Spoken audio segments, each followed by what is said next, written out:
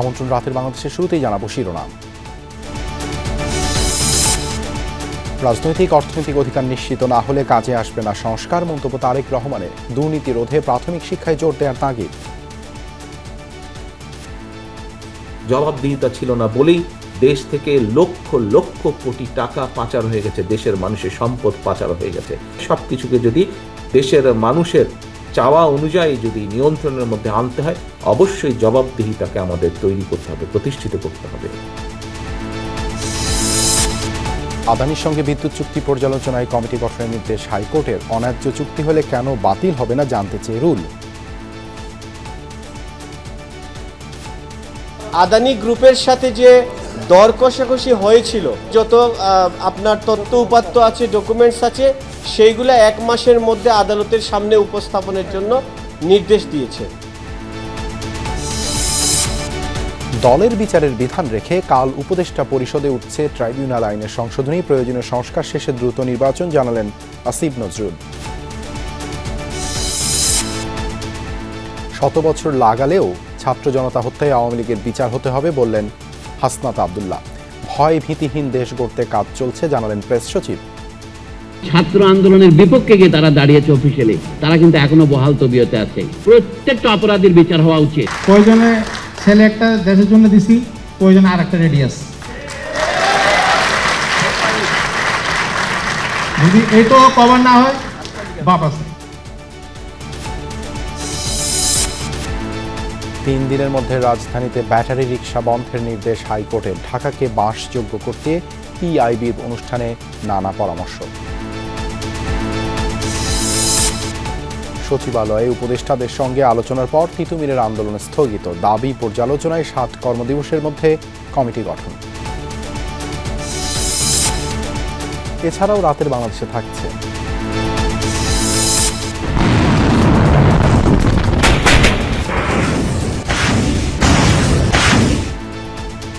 প্রথমবারের মতো রুশ ভূখণ্ডে ইউক্রেনের দূরপাল্লার ক্ষেপণাস্ত্র হামলা। যুক্তরাষ্ট্রের অনুমোদন ও সহায়তায় পাওয়া মার্কিন সহায়তাপ্রাপ্ত মিসাইল ব্যবহার।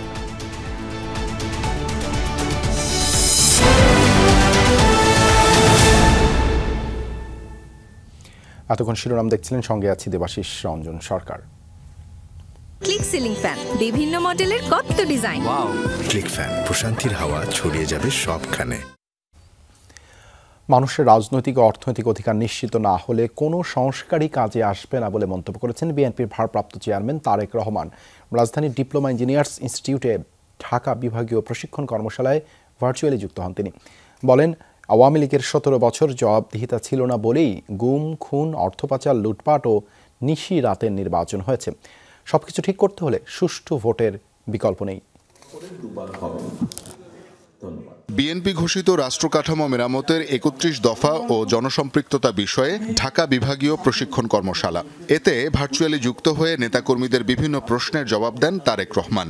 কর্মশালায় ভবিষ্যৎ বাংলাদেশে বিএনপি কিভাবে কাজ করবে তার দিক নির্দেশনা দেয়া হয়।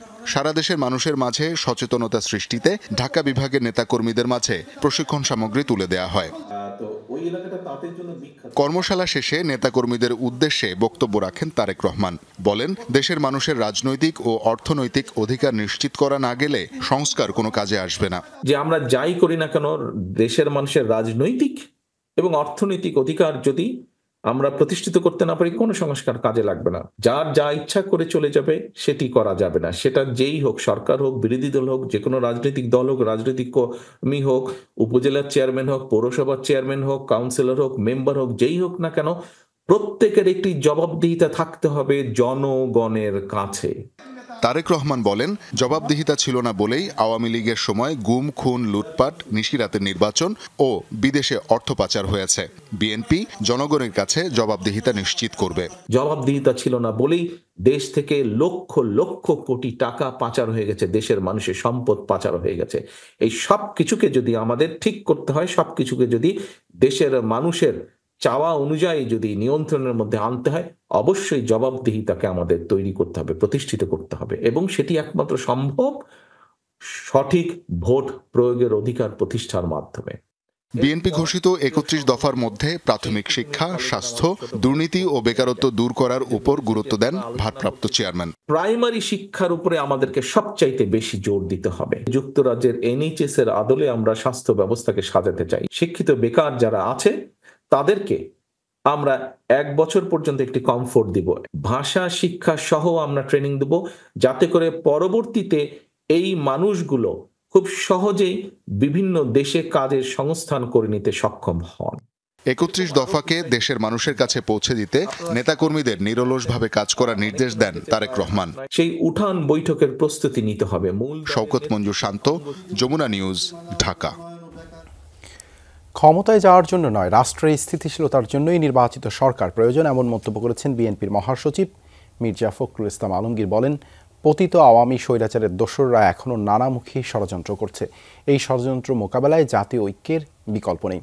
অপর অনুষ্ঠানে বিএনপি নেতা ডক্টর মঈন খান সুষ্ঠু ভোটের জন্য প্রয়োজনীয় সংস্কারের তাগিদ দিয়ে দ্রুত নির্বাচন দেওয়ার আহ্বান জানান। সকালে জাতীয় প্রেস ক্লাবে বাংলাদেশ সম্মিলিত পেশাজীবী পরিষদের আয়োজনে জাতীয় বিপ্লব ও সংহতি দিবস উপলক্ষে আলোচনা সভা। সভায় বিএনপি মহাসচিব মির্জা ফখরুল ইসলাম আলমগীর বলেন, ফ্যাসিস্ট আওয়ামী লীগ গত 15 বছরে দেশের সব প্রতিষ্ঠান ধ্বংস করে ফেলেছে। তাই সংস্কারের ক্ষেত্রে একটা নির্দিষ্ট বিষয়ে গুরুত্ব দিয়ে নির্বাচন কমিশন সংস্কারের দাবি জানান। একই সাথে দ্রুত নির্বাচন দেওয়ারও আহ্বান জানান তিনি। বলেন, আওয়ামী স্বৈরাচারের ষড়যন্ত্র মোকাবেলায় জাতীয় ঐক্যের বিকল্প নেই। আমরা বলছি দ্রুত নির্বাচন দ্রুত করো। কেন বলছি? বিএনপি ক্ষমতা যাওয়ার জন্য নো। আমরা বলছি নির্বাচনটা দ্রুত না হলে এই সমস্যাগুলো বাড়বে, অন্যান্য সমস্যা বাড়বে। এখন আপনার যারা গণতন্ত্রকে ধ্বংস করতে চায়, বাংলাদেশের আপনার যে স্টেবিলিটি নষ্ট করতে চায়, তারা মাথা চারা দিয়ে উঠছে। দেখুন না কত সমস্যা তৈরি হয়ে গেছে। একই অনুষ্ঠানে বিএনপির স্থায়ী কমিটির সদস্য ডাক্তার জাহিদ হোসেন বলেন, অন্তর্বর্তী সরকারকে ব্যর্থ করতে নানামুখী ষড়যন্ত্র হচ্ছে। তাই সংস্কার কাজ দ্রুত শেষ করা দেশের জন্য মঙ্গলজনক। আজকে দেশের মধ্যে যে স্বৈরাচারে কেউ বলে চুপ করে ঢুকে পড়বে, কেউ বলে অডিও দিয়ে 25 তারিখে নেমে পড়বে, কেউ বলে 10 তারিখে নেমে গিয়েছিলাম, এই যে সমস্ত কথা বিশৃঙ্খলা সৃষ্টি করা অপচেষ্টা করা হচ্ছে, প্রত্যেকটাই কিন্তু স্বৈরাচারের ষড়যন্ত্র, পতিত স্বৈরাচারের ষড়যন্ত্র। অপর এক অনুষ্ঠানে দলের স্থায়ী কমিটির সদস্য ডক্টর আব্দুল মঈন খান বলেন, বিএনপিও সংস্কারের পক্ষে, তবে সেটা একটা নির্দিষ্ট সময়ের মধ্যে করতে হবে। নির্বাচনের একটি সুষ্ঠু নিরপেক্ষ নির্বাচনের জন্য যে সংস্কারগুলো অত্যাবশ্যকীয় প্রয়োজন, সেই সংস্কারগুলো সম্পাদন করে একটি সুষ্ঠু নিরপেক্ষ নির্বাচন দিতে হবে। মঈন খান বলেন, যে সংস্কার দেশের মানুষের স্বার্থে আসবে সেই সংস্কারকে বিএনপি সমর্থন করে। এক্ষেত্রে বিএনপির দেয়া ৩১ দফা সরকারের কাজে সহায়ক হবে বলে মনে করেন বিএনপির এই শীর্ষ নেতা। শামীম রেজা, যমুনা নিউজ, ঢাকা। ভারতের আদানি গ্রুপের সঙ্গে আওয়ামী লীগ সরকারের করা বিদ্যুৎ চুক্তি পর্যালোচনার নির্দেশ দিয়েছেন হাইকোর্ট। আদেশে বলা হয়, আগামী 1 মাসের মধ্যে কমিটি গঠন এবং 2 মাসের মধ্যে রিপোর্ট জমা দিতে হবে। দেশের স্বার্থবিরোধী চুক্তি ন্যায্যতা ও সমতার ভিত্তিতে সংশোধন না করলে কেন বাতিল করা হবে না তা জানতে চেয়ে রুলও জারি করে আদালত। বলা হয়, দেশের স্বার্থ সবার আগে, প্রতিবেশী দেশের সাথে সুষম চুক্তি হওয়া উচিত। 2017 সালে আদানি গ্রুপের সঙ্গে জ্বালানি চুক্তি করে বাংলাদেশ। 25 বছর যে বিদ্যুৎ উৎপাদন হবে বাংলাদেশকে তা কেনার শর্তে চুক্তি হয়। এমনকি আদানি পাওয়ার যদি চুক্তির কোনো ধারা নাও মানে, তবুও পিডিবি চুক্তিটি বাতিল করতে পারবে না। বিরোধ নিষ্পত্তির ক্ষেত্রেও আদানিকেই সুবিধা দেওয়া হয়েছে। ভারতীয় রাষ্ট্রীয় প্রতিষ্ঠান থেকে প্রতি ইউনিট হিসেবে প্রায় 5 টাকা, অন্যান্য বেসরকারি খাত থেকে ইউনিট প্রতি প্রায় 8 টাকা হিসেবে বাংলাদেশ বিদ্যুৎ নেয়। অথচ আদানির কাছ থেকে কিনতে হয় ইউনিট প্রতি 14 টাকার উপরে। আদানির সাথে হওয়া চুক্তি নিয়ে বাংলাদেশ, এমনকি খোদ ভারতের বিরোধী দল কংগ্রেসও সমালোচনা করে। আদানি গ্রুপের সাথে চুক্তি পুনর্বিবেচনা বা বাতিল চেয়ে হাইকোর্টে রিট হয়। বিচারপতি ফারা মাহবুবের দ্বৈত বেঞ্চে রিটের প্রাথমিক শুনানি হয়। রিটকারী আইনজীবী আদালতকে বলেন, এই চুক্তি একতরফা এবং দেশের স্বার্থ বিরোধী। পরে আদালত চুক্তিটি কেন পুনর্বিবেচনা করা হবে না মর্মে রুল জারি করেন। আদানির সাথে বিদ্যুৎ কেনা সংক্রান্ত অন্যায্য চুক্তি পর্যালোচনা যাচাই বাছাই করার জন্য জ্বালানি ও আইন বিশেষজ্ঞদের সমন্বয়ে উচ্চ ক্ষমতাসম্পন্ন কমিটি গঠন সহ 3টি অন্তর্বর্তীকালীন আদেশ দেন আদালত। সিগনেচারের পূর্বে আদানি গ্রুপের সাথে যে দর কষাকষি হয়েছিল সেই দর কষাকষি সংক্রান্ত যত মিনিট আছে এবং যত আপনার তথ্য উপাত্ত আছে, ডকুমেন্টস আছে, সেইগুলো 1 মাসের মধ্যে আদালতের সামনে উপস্থাপনের জন্য নির্দেশ দিয়েছেন। যে প্রসেসটা আছে এই প্রসেসটা সম্পর্কে ইনকোয়ারি করে একটা রিপোর্ট জমা দেওয়ার জন্য একটা কমিটি গঠন করতে বলেছে। সবার আগে দেশের স্বার্থ মন্তব্য করে চুক্তির সময় দর কষাকষি হয়েছে কিনা দেখা নির্দেশ দেন আদালত। দেশ থাকলে আমরা সবাই আছি, সুতরাং দেশের স্বার্থটা সবার আগে দেখতে হবে। এবং আদালত এও বলেছেন আমরা প্রতিবেশীর স্বার্থে সমতা এবং ন্যায্যতার ভিত্তিতে সুষম এবং ভালো সম্পর্ক চাই। সমস্ত প্রতিবেদন পাওয়ার পর 25 ফেব্রুয়ারি হাইকোর্ট পরবর্তী আদেশ দেবেন। লাভলি বিথি, যমুনা নিউজ, ঢাকা। প্রয়োজনীয় সংস্কার কাজ শেষ করেই দ্রুত নির্বাচনের ব্যবস্থা করা হবে বলে জানিয়েছেন আইন উপদেষ্টা ডক্টর আসিফ নজরুল। বলেন, আগের মতো ভুয়া ভোট আর হবে না। অপরাধী হিসেবে রাজনৈতিক দলের বিচারের সুপারিশ করার অধ্যাদেশও হচ্ছে। এ সংক্রান্ত প্রস্তাবিত আইসিটি অধ্যাদেশ বুধবার উপদেষ্টা পরিষদের বৈঠকে উঠছে বলেও জানান আইন উপদেষ্টা। মামলা বাণিজ্য বন্ধে সরকারের কঠোর অবস্থান জানিয়ে আসিফ নজরুল বলেন, অযৌক্তিক দাবিতে আন্দোলনের নামে হয়রানির বিপক্ষে সরকার। অন্তর্বর্তী সরকারের আইন উপদেষ্টা হিসেবে দায়িত্ব নেওয়ার পর 100 দিনে কি করেছেন এর কৈফিয়ত দিতেই ব্রিফিং ডক্টর আসিফ নজরুলের। বলেন, 13 অধ্যাদেশ জারি, প্রায় 5000-এর মতো আইন কর্মকর্তা, বিচারক নিয়োগ, মিথ্যা ও হয়রানিমূলক মামলা প্রত্যাহারে দিনে 12 ঘন্টা করে কাজ করেছেন। তবে এজন্য নিজেকে 10-এর মধ্যে মাত্র 4 নম্বর দিতে চান আইন উপদেষ্টা। প্রতিদিন এভারেজে অন্তত 12 ঘন্টা কাজ করেছি, কোনো অন্যায় করি নাই।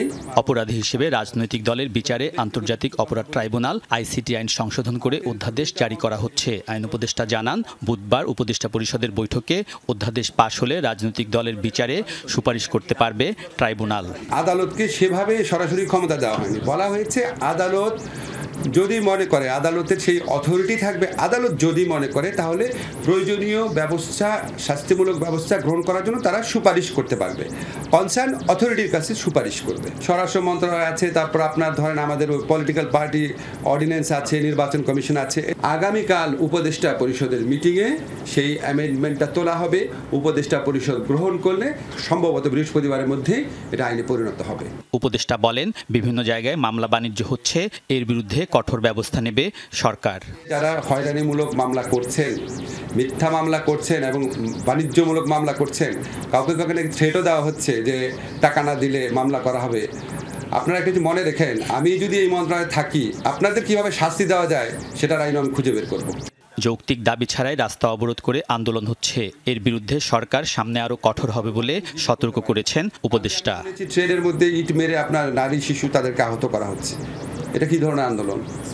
আর আপনি ওভারনাইট বলবেন একটা কলেজকে বিশ্ববিদ্যালয় বানায় দিবে, তা এইচএসসি পরীক্ষা দিব না, আমার রেজাল্ট বদলায় দিতে হবে। বেশি নরম থাকছি দেখে পেয়ে বসছে, তখন আমাদের শক্ত হওয়ার সুযোগ সৃষ্টি হবে। শক্ত যখন হব, খুব ভালোভাবেই হব।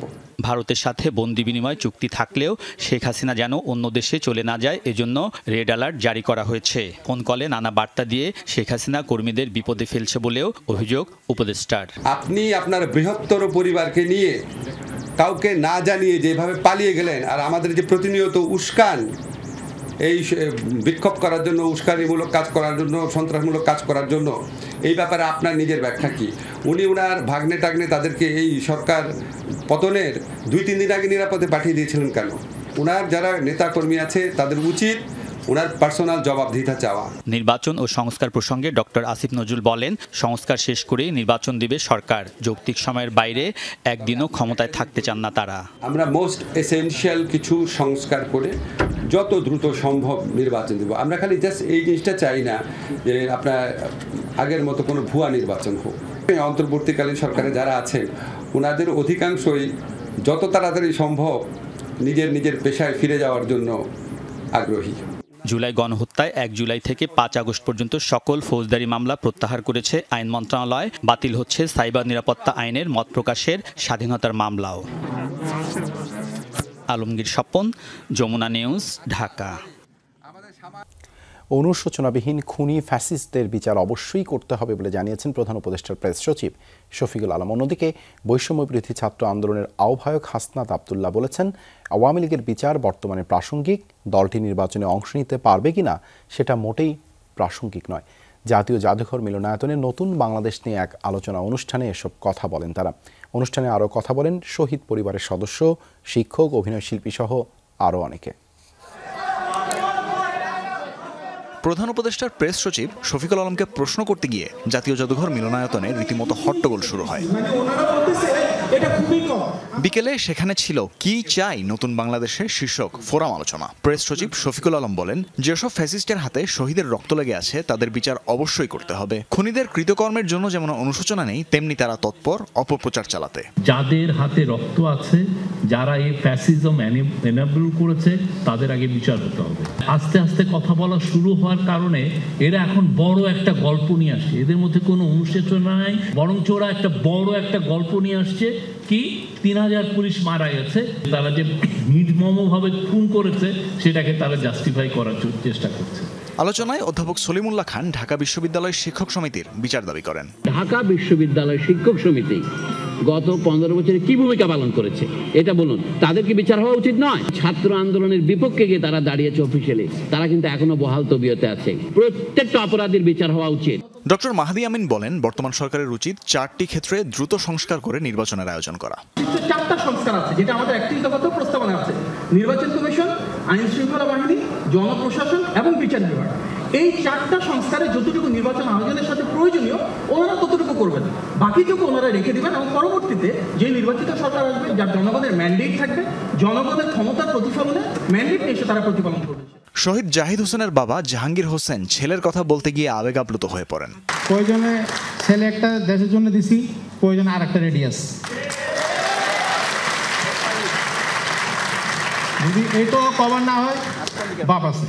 শহীদ জাহিদের বাবার কথার সূত্র ধরে বিএনপি চেয়ারপারসনের উপদেষ্টার সাথে দ্বিমত পোষণ করেন বৈষম্য বিরোধী ছাত্র আন্দোলনের আহ্বায়ক হাসনাত আবদুল্লাহ। এই বাবার কথাটাকে আপনারা নোট করে রাখবেন। আপনারা যদি মনে করে থাকেন যে ব্যাকডোর চ্যানেল দিয়ে আওয়ামী লীগের সাথে সমঝোতা করবেন, তাহলে আপনারা মাথায় রাখবেন, উই আর অলরেডি শহীদ। আওয়ামী লীগের বিচার নিশ্চিতের আলোচনা এখন প্রাসঙ্গিক। আওয়ামী লীগের পুনর্বাসনের আলোচনা, আগামী নির্বাচনে আওয়ামী লীগ অংশগ্রহণ করবে কি করবে না সেই আলোচনা প্রাসঙ্গিক নয়। অভিনয়শিল্পী কাজী নওশাবা আহমেদের আশা, সবাই মিলেমিশে দেশ করবে।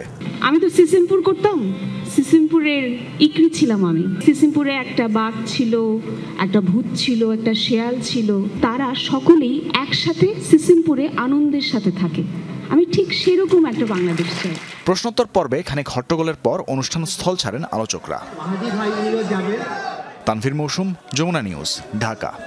তিতুমীর কলেজকে বিশ্ববিদ্যালয় করা সম্ভব কিনা এ বিষয়ে পর্যালোচনায় 7 কর্মদিবসের মধ্যে একটি কমিটি গঠনের সিদ্ধান্ত হয়েছে। বিকেলে সচিবালয়ে শিক্ষার্থী প্রতিনিধিদের সঙ্গে বৈঠকে এই সিদ্ধান্ত হয়। সে সময় পর্যন্ত আন্দোলন স্থগিতের ঘোষণা দিয়েছে শিক্ষার্থীরা। এর আগে মঙ্গলবারও সারাদিন আন্দোলনে উত্তাল ছিল তিতুমীর ক্যাম্পাস। কড়া পুলিশ পাহারায় ক্যাম্পাসে ক্লোজড ডাউন কর্মসূচি পালন করে তারা।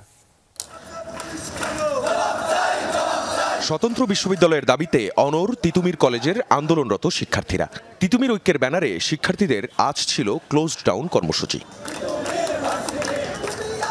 ক্লাস পরীক্ষায় অংশ নেয়নি শিক্ষার্থীরা, অবস্থান নেয় ক্যাম্পাসে। কিছুক্ষণ পরপর করে বিক্ষোভ মিছিল। শিক্ষার্থীরা বলেন, তিতুমীরকে বিশ্ববিদ্যালয় করার দাবি সেই 1997 সাল থেকে। কি তাদের দাবির যৌক্তিকতা? 2005 সালেই তিতুমীর কলেজকে তিতুমীর বিশ্ববিদ্যালয়ের জন্য সিদ্ধান্ত গ্রহণ হয়, কিন্তু পলিটিক্যাল সিদ্ধান্তের জন্য এরা আটকে গেছে কোনো কারণে। প্রকৃত শিক্ষা যেখানে হবে, যেখানে গবেষণা হবে, যেখানে ক্লাসরুম বাড়বে, শিক্ষার্থী সংখ্যা কমিয়ে আনবে, তারা এ ধরনের কোনো ডিসিশন আজ পর্যন্ত নেয়নি। ওই সরকারগুলো এইভাবে গুরুত্বভাবে দেখে নাই। এই সরকার যেহেতু বৈষম্য বিরোধী ছাত্র আন্দোলনের মাধ্যমে উত্থান হয়ে আসছে, তাহলে অবশ্যই কোনো বৈষম্য রাখবে না। সোমবার যারা ট্রেনে হামলা চালিয়েছে তাদের শনাক্ত করে আইনের আওতায় আনতে চান আন্দোলনরত শিক্ষার্থীরা। আন্দোলন অবস্থায় আমাদের উপর থেকে কেন ট্রেন চালানো হলো সেটার জন্য আমি রেল কর্তৃপক্ষের কাছে জবাব চাই। এবং আমরা সিদ্ধান্ত নিয়েছি তিতুমীর ঐক্য যারা এই ঘটনার সাথে জড়িত আছে আমরা থানায় জিডি করব, তদন্ত সাপেক্ষে যারা এটা করেছে তাদের বিচার যেন হয়। সচিবালয়ে বিকেলে শিক্ষার্থী প্রতিনিধিদের সঙ্গে বৈঠক হয় উপদেষ্টা নাহিদ ইসলাম ও শিক্ষা মন্ত্রণালয়ে প্রধান উপদেষ্টার বিশেষ সহকারীর। অংশ নেন তিতুমীর ঐক্যের 4 শিক্ষার্থী। সিদ্ধান্ত হয় 7 কর্মদিবসের মধ্যে কমিটি গঠনের। বিশ্ববিদ্যালয় করা সম্ভব কিনা তা যাচাই করবে সেই কমিটি। তিতুমির বিশ্ববিদ্যালয়ের ফিজিবিলিটিটা এটা কতটা কার্যকরী এবং তিতুমির বিশ্ববিদ্যালয় হওয়ার পরে যে সমস্যাগুলো হতে পারে এই ব্যাপারগুলো পর্যালোচনা করার জন্য আগামী 7 কর্মদিবসের মধ্যে একটা কমিটি করে দিবে এবং এই কমিটিকে একটা সময় বেঁধে দেওয়া হবে যে সময়ের মধ্যে এই পুরো দাবিগুলো তারা হচ্ছে যে প্রতিবেদন আকারে জমা দেবে। শিক্ষার্থীরা জানান এই সময়টায় তাদের আন্দোলন স্থগিত থাকবে। আখলাকুস সাফা, যমুনা নিউজ, ঢাকা। ঢাকা মহানগর এলাকায় 3 দিনের মধ্যে ব্যাটারি চালিত রিকশা বন্ধের নির্দেশ দিয়েছেন হাইকোর্ট। বিচারপতি ফাতেমা নজিব ও বিচারপতি মাহমুদ রাজির হাইকোর্ট বেঞ্চ এই আদেশ দেন। রাজধানীতে সব মিলিয়ে 12 লাখের বেশি রিকশা চলাচল করলেও দিন দিন বাড়ছে ব্যাটারি চালিত রিকশার সংখ্যা। বিকল্প কর্মসংস্থান তৈরি না করে ব্যাটারি চালিত রিকশা বন্ধ করে দেওয়ার পক্ষে নন এর চালকরা। ঢাকার প্রায় প্রতিটি অলিগলিতেই দেখা যায় ব্যাটারি চালিত রিকশা। 12 লাখেরও বেশি রিকশার মধ্যে এখন একটা বড় অংশই এই ব্যাটারি চালিত। সাম্প্রতিক সময়ে শুধু অলিগলি নয়, মূল সড়কেও দেদারসে চলছে এই ব্যাটারি রিকশা। ব্যাটারি চালিত রিকশার দৌরাত্মে প্যাডেল রিকশা অনেকটাই কোণঠাসা। তাই হাইকোর্টে রিট করে প্যাডেল চালিত রিকশা সমিতি। এর শুনানি শেষে ব্যাটারি চালিত রিকশা বন্ধে সরকারের সংশ্লিষ্টদের নিষ্ক্রিয়তা কেন বেআইনি ঘোষণা করা হবে না তা জানতে চেয়ে রুল জারি করেন হাইকোর্ট। শুনানিতে আদালত বলেন, ব্যাটারি চালিত রিকশার লাইসেন্স নেয়ার কোনো সুযোগ নেই, তাই এটা পুরোপুরি অবৈধ। ব্যাটারি চালিত রিকশা, অটো রিকশাগুলো বন্ধে সরকারের যে নিষ্ক্রিয়তা, এটি কেন বেআইনি এবং অবৈধ ঘোষণা করা হবে না, এবং সেই সাথে মহামান্য হাইকোর্ট একটি অন্তর্বর্তীকালীন আদেশ দিয়েছে। সংশ্লিষ্ট যারা বিবাদী আছে তাদেরকে বলেছে যে আদেশ পাওয়ার 3 দিনের মধ্যে ঢাকা মহানগরে এই ব্যাটারি চালিত রিকশাগুলো বন্ধে পদক্ষেপ গ্রহণের জন্য। সুযোগ পেলেই মূল সড়কে দাপিয়ে বেড়াচ্ছে এসব রিকশা। নিয়মিত ঘটছে দুর্ঘটনাও। কিন্তু চালকদের দাবি, ব্যাটারি চালিত রিকশা বন্ধ হলে কর্মসংস্থান হারাবে হাজার হাজার মানুষ ও তাদের পরিবার। এখন আমরা যে বুড়া মানুষ যা আছি, হ্যাঁ, এখন কি করে খাইমু এখন কোন তো দেখি। সেক্ষেত্রে আমাদের তো একটা ব্যবস্থা করে দিতে হবে, কারণ এই অটো রিকশা দিয়ে অনেক মানুষ পরিবার চালাইতেছে। উঠে দিলে তো গরিব মানুষ সব কি করে খাবে? খাটা খেলে তো অন্য কাজ করে খাটা তো খাটা খাইতে হবে। আমার পরিবার আছে, এটার উপরে আমার পরিবার চলে। এর আগে মূল সড়কে ব্যাটারি চালিত রিকশা চলাচল বন্ধের নির্দেশের পর রাস্তায় আন্দোলনে নেমেছিল চালকরা। পরে সাবেক প্রধানমন্ত্রী শেখ হাসিনার সিদ্ধান্তে আবারও অলিগলি আর রাজপথে চলাচল শুরু করে এই রিকশা। 5 আগস্টের পর ব্যাটারি চালিত রিকশা বন্ধের দাবিতে শাহবাগে আন্দোলন করে প্যাডেল চালিত রিকশা চালকরা। অলক হাসান, যমুনা নিউজ, ঢাকা।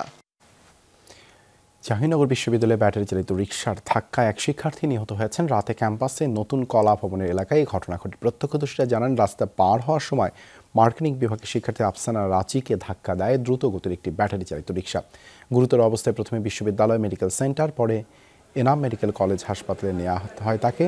সেখানে চিকিৎসক রাচিকে মৃত ঘোষণা করেন। প্রকৃতিকেন্দ্রিক নগর গড়ার জন্য ঢাকা শহরকে প্রথমে ভাঙার প্রস্তাব দিয়েছেন কবি ও চিন্তক ফরহাদ মাঝার। এক্ষেত্রে কারো চাপিয়ে দেয়া উন্নয়ন গ্রহণযোগ্য হবে না বলেও মনে করেন তিনি।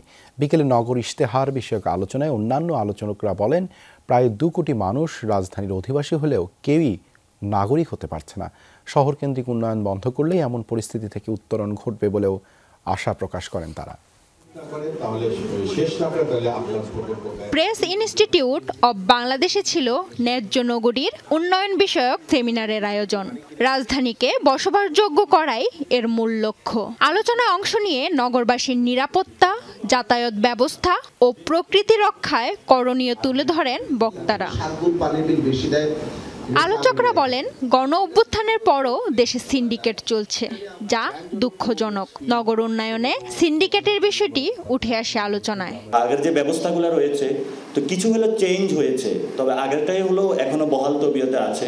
তো এইসব যদি থাকে তাহলে তো আমাদের এই নগর জীবনে নতুন করে যে আমরা পরিবর্তন চেয়েছিলাম, যেটা নতুন করে নগর জীবনে আন্দোলনগুলো অনেক বেশি দানা বেঁধেছিল, এগুলো আমরা আসলে এক্সপেকটেশন আমাদের যে জায়গা থেকে অনেক শূন্যতা থেকে যায়। রাষ্ট্রটা আমি যে তৈরি করছি, এই নগর যে আমার পয়সায় চলছে, সেই দায়িত্ববোধ, সেই জবাবদিহিতা এবং এই বাইলেটারাল আমাদের যে অধিকারের প্রশ্ন, সেই প্রশ্নগুলোর থেকেই তো ন্যায্যতা তৈরি হবে। শহরকেন্দ্রিক উন্নয়ন পরিকল্পনা বন্ধ না হলে রাজধানীর সমস্যা কখনোই দূর হবে না বলে মত দেন আলোচকরা। নগরমুখী স্রোত বন্ধ করে প্রত্যন্ত গ্রামাঞ্চল উন্নয়নের দিকে নজর দেওয়ার আহ্বান তাদের। শহর ভাঙতে হবে, কিন্তু এমনভাবে ভাঙতে হবে যে যারা এই ভাঙার মধ্যে এই ভাঙার যে প্রক্রিয়া, সেই ভাঙার প্রক্রিয়ার মধ্যে যেন তারা ক্ষতিগ্রস্ত না হয়। সারা দুনিয়ায় তারা যেভাবে শোষণ করে, তাদের যে সকল ইনস্ট্রুমেন্টসগুলো আছে, মেট্রোপলিটন সিটিতে তাদেরই প্রতিনিধিগুলো বাস করেন। এইদের খপ্পর থেকে বাইরে এসে আমরা কী করে আমাদের নগরগুলোকে তৈরি করবো, এমনভাবে তৈরি করব যে নগরটা ভাবুন যে আজকে থেকে সুলতানি আমলে ছিল।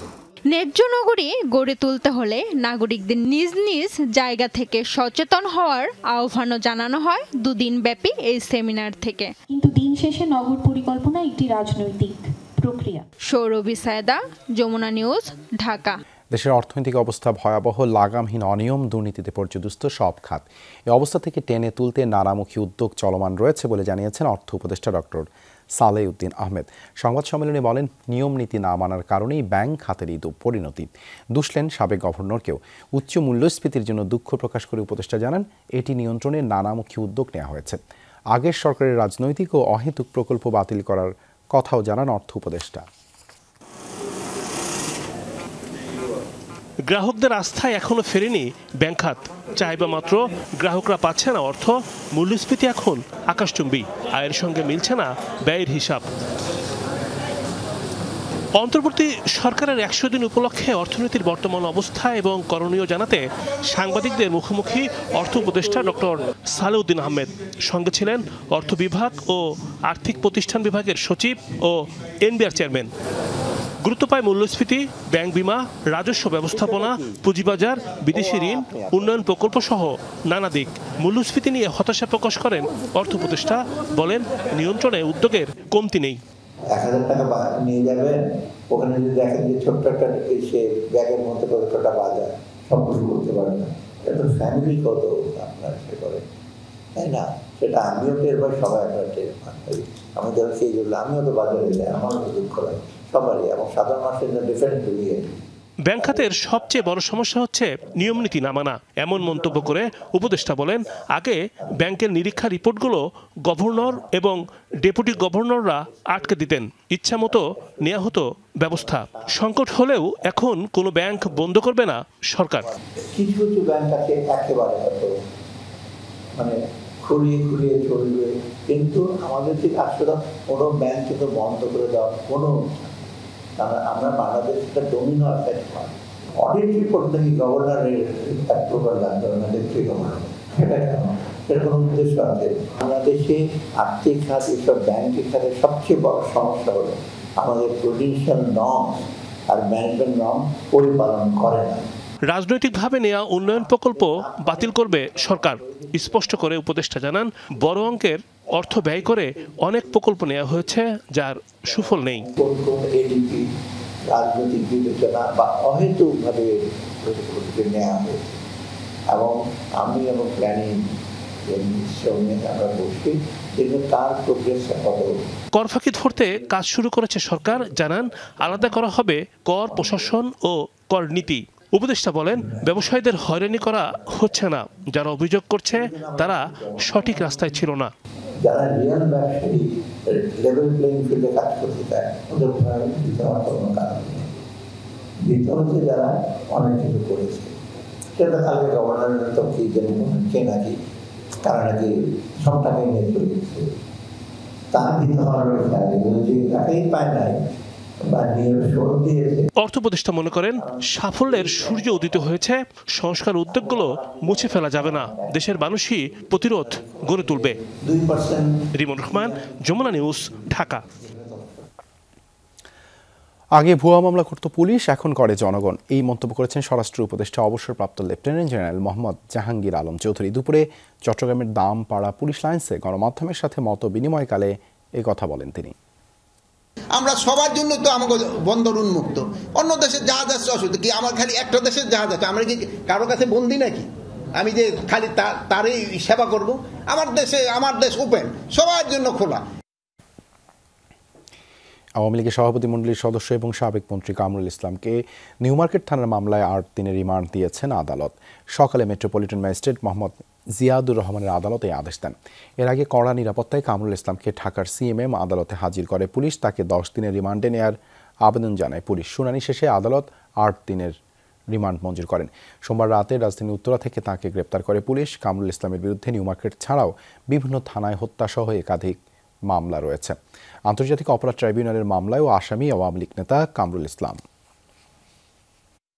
বিচারাঙ্গনকে তার স্বাধীন মতো চলতে দেয় নাই এবং এই হত্যাকাণ্ডের সাথে সে জড়িত।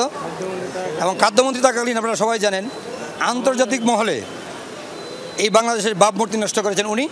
পচা গম এই পুলিশের জন্য, পুলিশ জনগণের সাধারণের জন্য এনেছিলেন। অ্যাডভোকেট কামরুল ইসলাম এই ঘটনার সাথে সম্পৃক্ত না। এই ঘটনার সময় উনি উপস্থিত ছিলেন না এবং ইন্ধনও দিয়েছিলেন না, নির্দেশও দিয়েছিলেন না। বাদীটা এজারে স্পষ্ট বলেছে, সেই ব্যাপারে বাদীও আমাকে অভিযোগ করে নেয়। করোনার সময় ওয়ার্কশপে হাত হারানো শিশু নাইমকে 30 লাখ টাকা ক্ষতিপূরণ দেওয়ার রায় বহাল রাখলেন আপিল বিভাগ।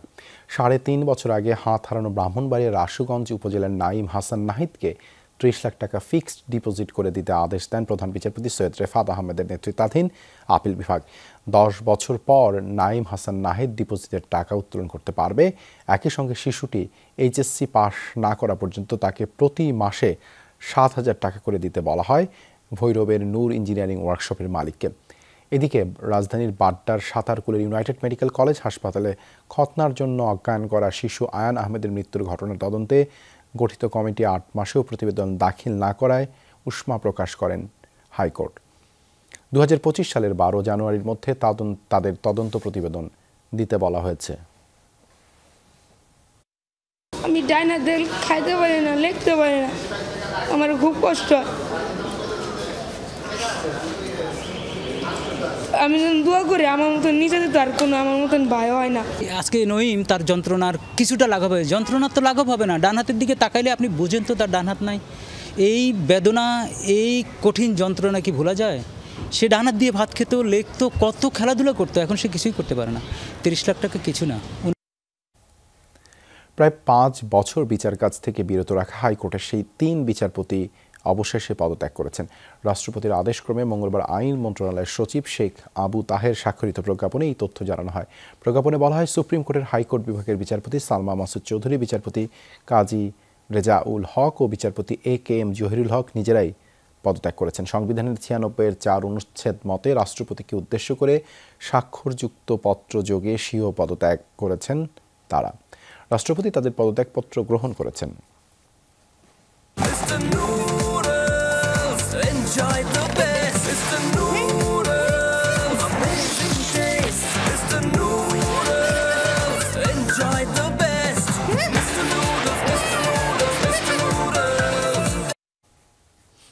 ইজতেমা উপলক্ষে মাওলানা সাদকে দেশে আসার অনুমতি দিতে প্রধান উপদেষ্টা ডক্টর মোহাম্মদ ইউনুস বরাবর স্মারকলিপি দিয়েছেন তার অনুসারীরা।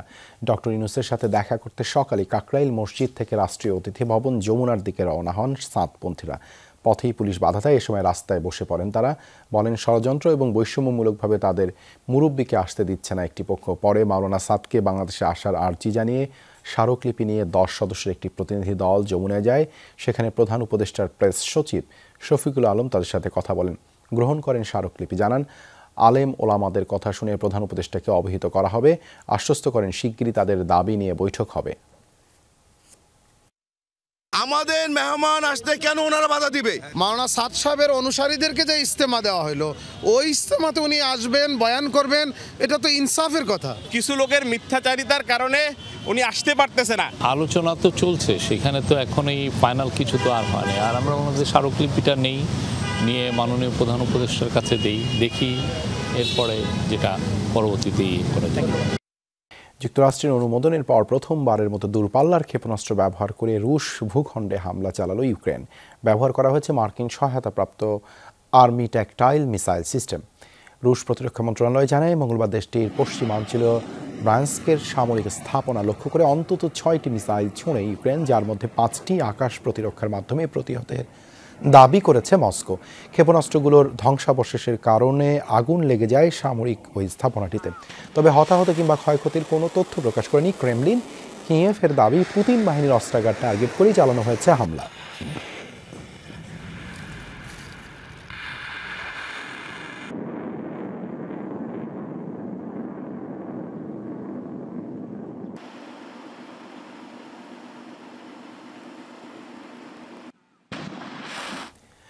যে কোনো মূল্যে পারমাণবিক যুদ্ধ ঠেকাবে রাশিয়া, এমন মন্তব্য করেছেন দেশটির পররাষ্ট্রমন্ত্রী সের্গেই ল্যাভরভ। দাবি করেন শুধুমাত্র পরমাণু অস্ত্রের ভয় দেখেই পরমাণু যুদ্ধ ঠেকানো সম্ভব। ব্রাজিলের রিও ডি জেনেরিওতে G20 সম্মেলনে এমন মন্তব্য করেন রুশ পররাষ্ট্রমন্ত্রী। পারমাণবিক যুদ্ধ যাতে না বাধে সেজন্য যা যা করা দরকার তাই করব। রাশিয়া বিশ্বাস করে পারমাণবিক অস্ত্রই একমাত্র উপায় যা দিয়ে পারমাণবিক যুদ্ধ ঠেকানো যায়। পশ্চিমারা জানে না এমন কিছুই আমাদের পরমাণু নীতিতে সংযোজন করা হয়নি, ভিন্ন কিছু নেই সেখানে।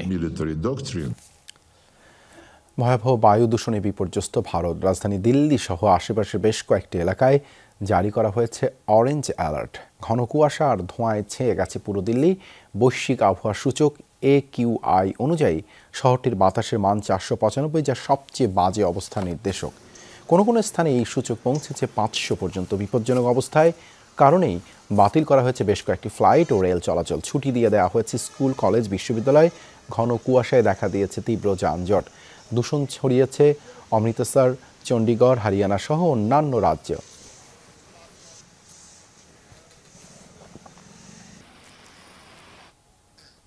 এই ছিল রাতের বাংলাদেশে। এতক্ষণ আমাদের সাথে থাকার জন্য ধন্যবাদ সবাইকে।